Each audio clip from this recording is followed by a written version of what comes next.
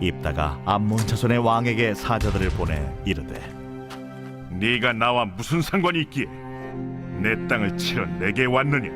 하니 암몬 자손의 왕이 입다의 사자들에게 대답하되 이스라엘이 애굽에서 올라올 때 아르논에서부터 야복과 요단까지 내 땅을 점령했기 때문이니 이제 그것을 평화롭게 돌려달라. 입다가 암몬 자손의 왕에게 다시 사자들을 보내 그에게 이르되 입다가 이같이 말하노라. 이스라엘이 모압 땅과 암몬 자손의 땅을 점령하지 아니하였느니라. 이스라엘이 애굽에서 올라올 때 광야로 행하여 홍해에 이르고 가데스에 이르러서는 이스라엘이 사자들을 에돔 왕에게 보내어 이르기를 청하건대 나를 내 땅 가운데로 지나게 하라 하였으나 에돔 왕이 이를 듣지 아니하였고 또 그와 같이 사람을 모압 왕에게도 보냈으나 그도 허락하지 아니하므로 이스라엘이 가데스에 머물렀더니 그 후에 광야를 지나 에돔 땅과 모압 땅을 돌아서 모압 땅의 해 뜨는 쪽으로 들어가 아르논 저쪽에 진쳤고 아르논은 모압의 경계이므로 모압 지역 안에는 들어가지 아니하였으며 이스라엘이 헤스본 왕 곧 아모리 족속의 왕 시온에게 사자들을 보내어 그에게 이르되 청하건대 우리를 당신의 땅으로 지나 우리의 곳에 이르게 하라 하였으나 시온이 이스라엘을 믿지 아니하여 그의 지역으로 지나지 못하게 할 뿐 아니라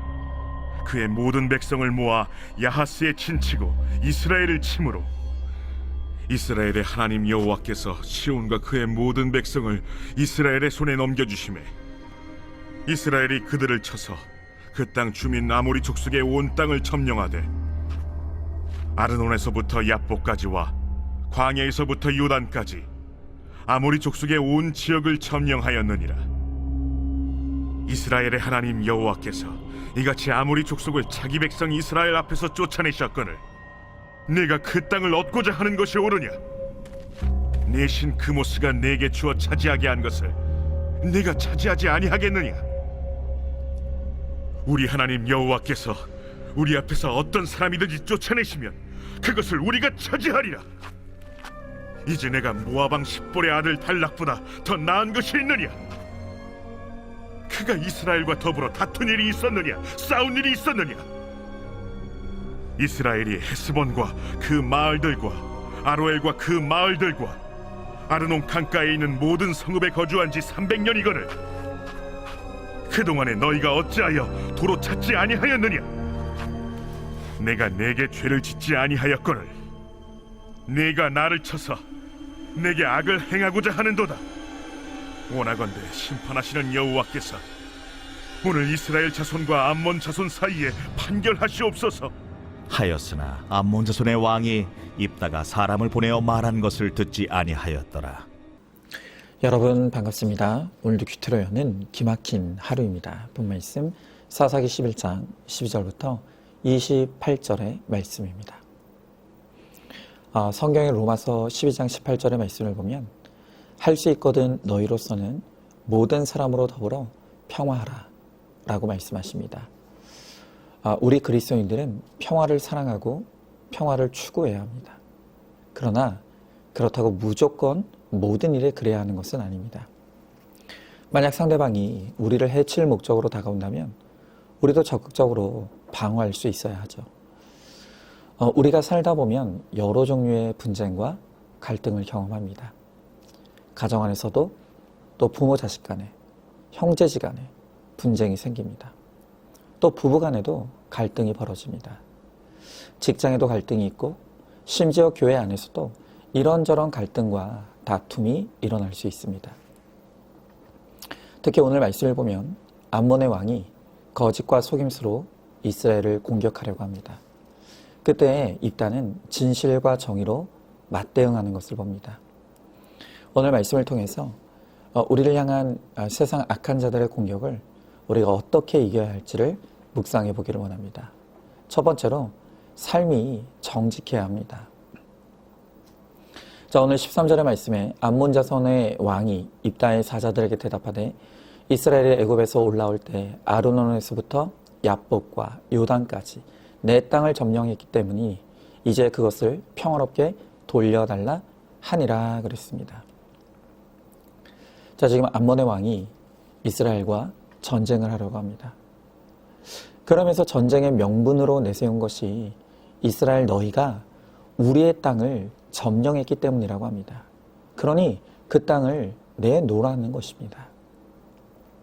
자, 그러자 입다는 15절부터 22절까지 정확한 역사적 사실관계를 설명하면서 모압 왕의 주장을 조목조목 반박합니다. 내용이 이렇습니다.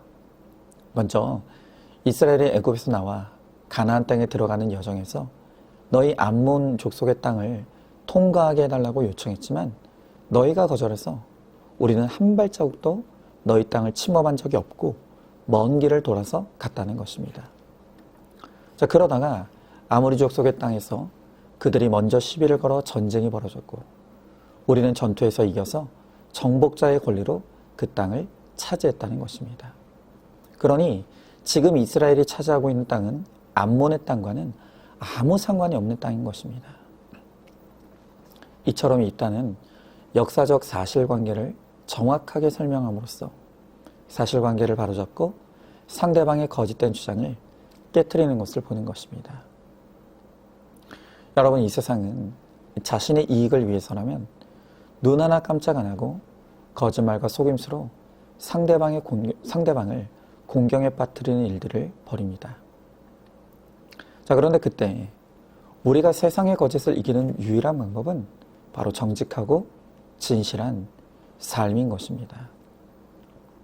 물론 우리가 아무리 정직하게 살아도 얼마든지 거짓과 속임수에 당할 수 있습니다.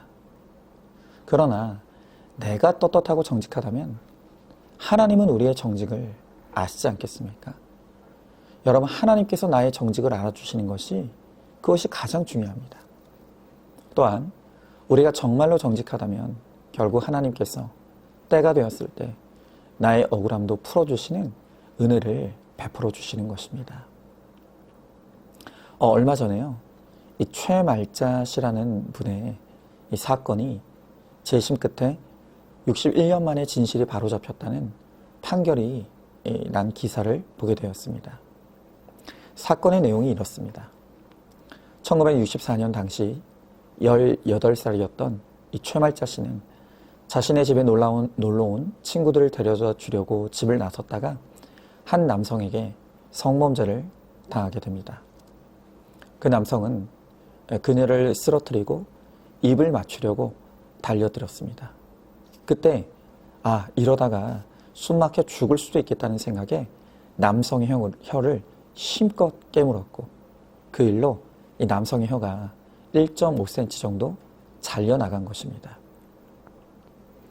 자, 그런데 이후에 이 법원에서 너무나 황당하게도 중상해죄로 최말자 씨에게 모든 책임을 물어서 징역 10년에 집행유예 2년을 선고하게 됩니다.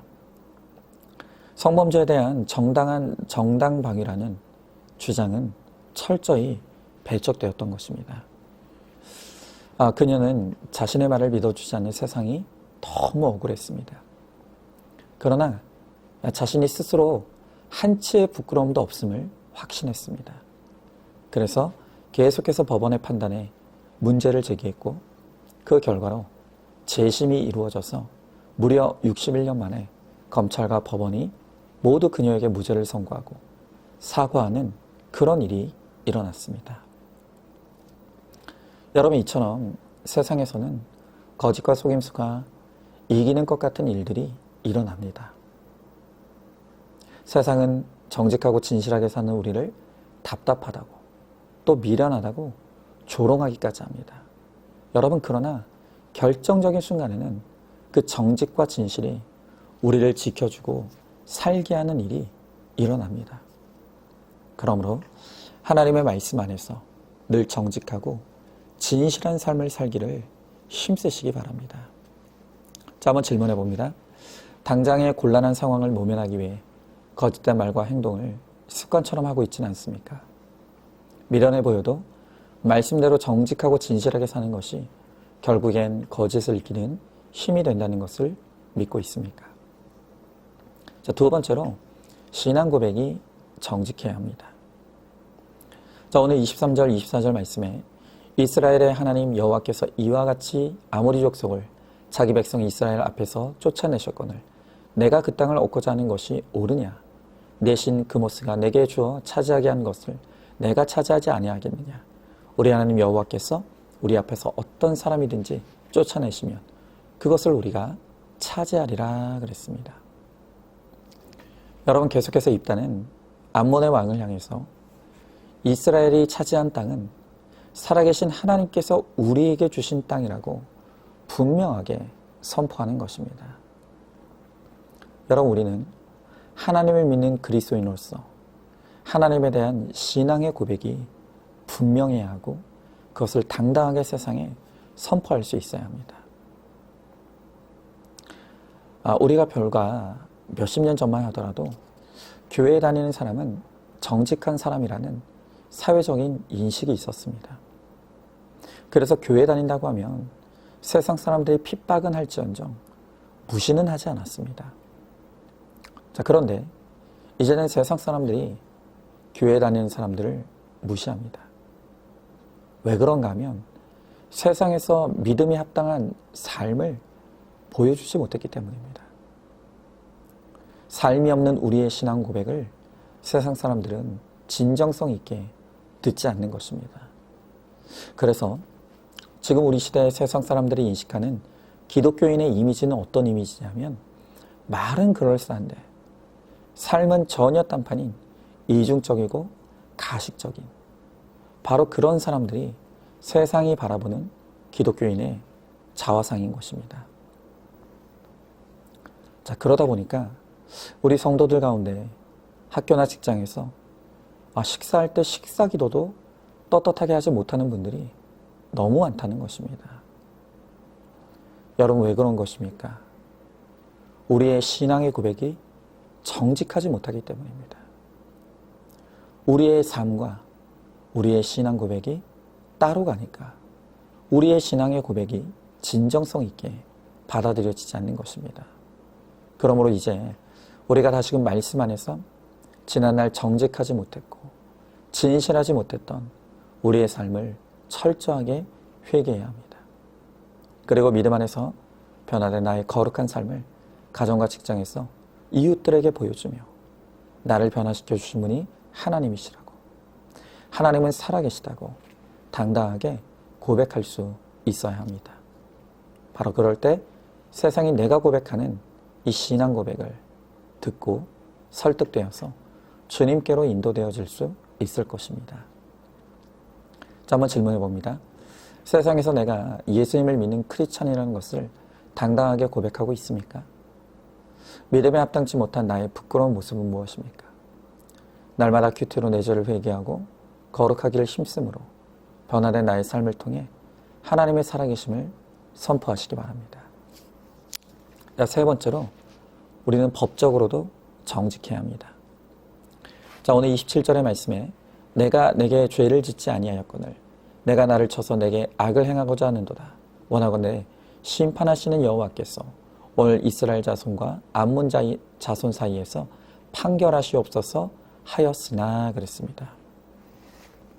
자, 오늘 입다는 암몬 왕을 향해서 나는 너에게 죄를 짓지 않았다.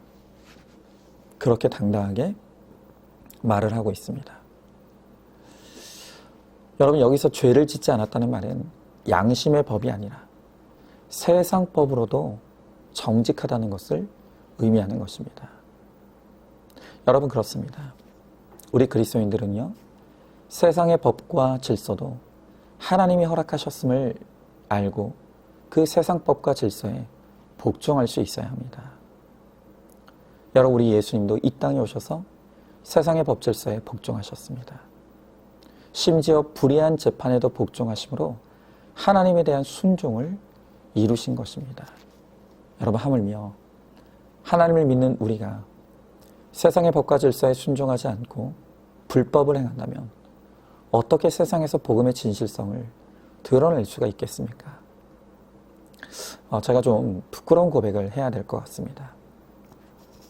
얼마 전에 저희 집에 구청으로부터 온 우편물이 날라왔습니다. 벌써 불길하지 않습니까? 열어보니까 저희 차가 불법 주정차를 했는데 하필이면 그곳이 어린이 보호구역이라 무려 범칙금이 9만 원이 나왔습니다. 날짜를 보니까요. 그날이 굉장히 무더워서 아이들을 데리러 학교 근처에 갔었습니다. 그러다가 아이들을 기다리라 잠시 주차한 그 사이에 그걸 CCTV로 찍어서 범칙금 고지서를 보내온 것이었습니다. 정말 억울하고 눈물 날 만큼 그 돈을 내는 것이 아까웠습니다. 그럼에도 불구하고 그것은 어린이를 보호하기 위해 주정차를 하지 못하도록 법으로 정해놓은 구역이었고 제가 그곳에 주차를 했으니 저는 불법을 행한 것이 맞았습니다. 그래서 그 자리에서 정말 떨리는 손으로 눈물을 머금고 범칙금을 납부했습니다. 그리고 다시는 그곳에 잠시라도 차를 대지 않겠노라고 다짐을 했습니다. 여러분 그렇지 않습니까? 우리가 법을 어길 핑계를 찾기 시작하면 과연 이 나라에서 법 질서를 지킬 사람이 몇이나 있겠습니까? 성경은 아무리 내 마음에 안 드는 국가의 질서와 법이라 할지라도 그것도 하나님의 통치 아래 주어진 것이라고 말씀하십니다. 그러므로 국가의 법 질서를 잘 지키는 것이 곧 하나님에 대한 복종이라고 말씀하시는 것입니다.